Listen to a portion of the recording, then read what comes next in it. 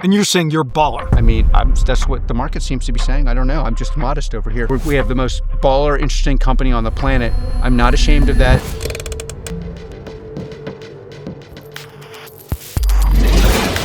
Imagine a company that can see everything you do.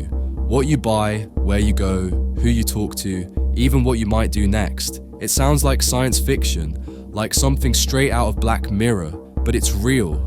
And the company behind it is called Palantir. Backed by the CIA, Palantir began as a tool to track terrorists.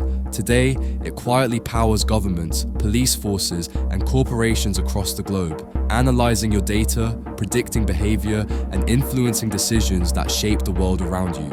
It calls itself a data analytics firm. Critics call it something else, a surveillance empire.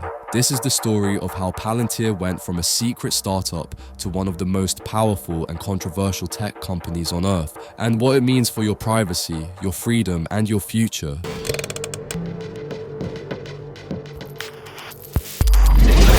The story begins in 2003. The world was still reeling from the September 11th attacks. We believe that a plane has crashed into the World Trade Center. Terrorists and mighty skyscrapers crumbling to the ground. Governments were desperate to find new ways to detect threats before they happened. That's when two men saw an opportunity. Peter Thiel, the billionaire tech investor and co-founder of PayPal, and Alex Karp, a philosopher.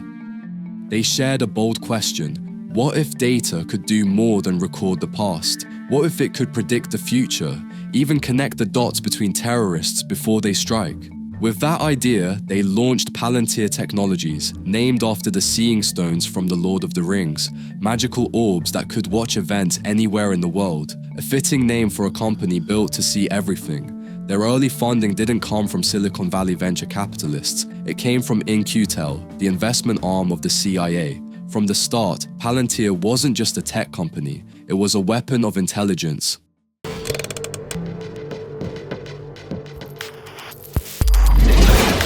Palantir's software, known as Gotham, was designed to make sense of chaos. It could take massive amounts of raw data, phone calls, travel logs, bank transactions, emails, social media posts, and turn it into clear visual patterns. For intelligence agencies, it was revolutionary. It allowed them to see connections between suspects, predict movements, and identify hidden networks faster than ever before. After years of working with the US government, Palantir saw a new opportunity: the private sector. If their software could find terrorists, why not financial crimes, supply chain problems, or even disease outbreaks?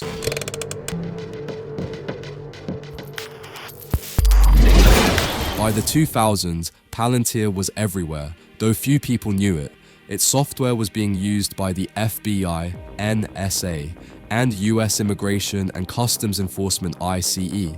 In the private sector, banks like JP Morgan and corporations like Airbus, BP, and Merck were using Palantir's platforms to track money, shipments, and even employee behavior. During the COVID-19 pandemic, Palantir signed contracts with the US and UK governments to analyze public health data. Everything from hospital capacity to vaccination rates. They said it was about saving lives. Critics said it was about building the biggest health surveillance system in history. And then there's Palantir Foundry, its second platform for corporations. It claims to help businesses make smarter decisions using data. But behind the marketing language, Foundry allows companies to track supply chains, monitor workers, and predict consumer behavior in real time. Today, Palantir systems quietly influence everything from border control to financial markets to public health policy. And the deeper it embeds itself into the systems that run society, the harder it becomes to live without it.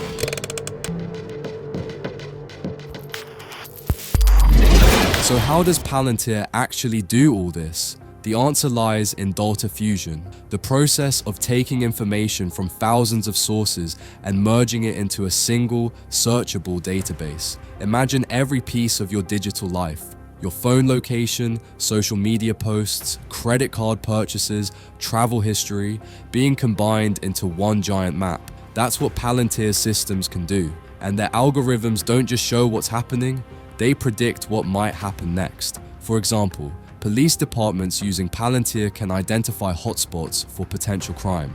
Banks can flag suspicious transactions. Governments can spot political unrest before it erupts. To Palantir's clients, this is powerful intelligence. To privacy advocates, it's a nightmare scenario where the government or corporations can know your habits better than you do.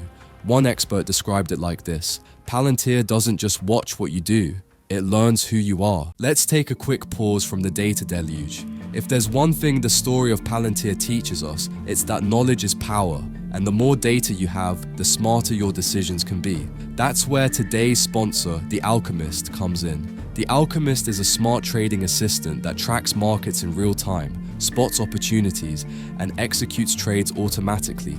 No hype, no guesswork, just intelligent, data-driven investing. Check the link in the description and use code Palantir for 10% off your first month. Now, let's get back to the story.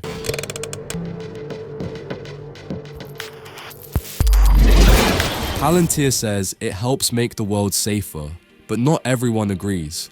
One of the biggest controversies surrounds ICE, the US Immigration Agency. Palantir's software was used to track, locate, and deport undocumented immigrants, often by connecting data from driver's licenses, phone records, and social media. When this became public, activists accused the company of turning its technology into a deportation machine. In another case, the Los Angeles Police Department used Palantir to build predictive models that flagged people as potential criminals based on their social connections. Civil rights groups called it digital profiling.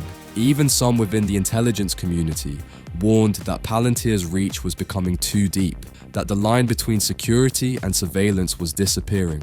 And through it all, Palantir's leadership, especially CEO Alex Karp, defended the company, saying, "Our software is used to protect Western civilization." To some, that sounds noble. To others, it sounds like an excuse for unchecked power.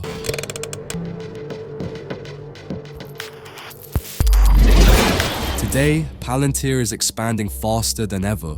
It's working with NATO militaries, European governments, and some of the biggest corporations on Earth. It's also diving into artificial intelligence, using AI models to help governments and companies make instant decisions based on data.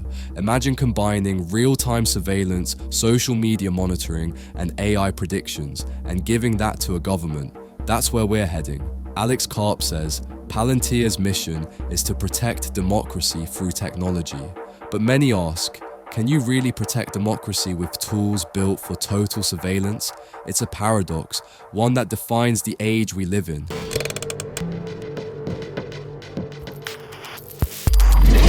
The story of Palantir teaches us a few powerful lessons. First, data is the new currency of power. The more data you have, the more control you can exert over markets, governments, and even people's behavior. Second, secrecy breeds danger. When powerful systems operate behind closed doors, without oversight, the potential for abuse is massive. And third, privacy isn't dead, but it's under siege. Every app you use, every click you make, every digital trace you leave, it all feeds into a system that's learning, adapting, and predicting. The question is, who's in control, you or the machine?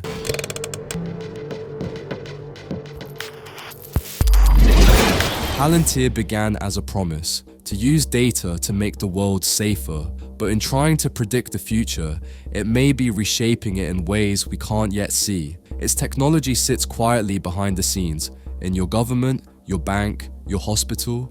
It sees what others can't. And as its reach grows, so does the unease about who's watching whom.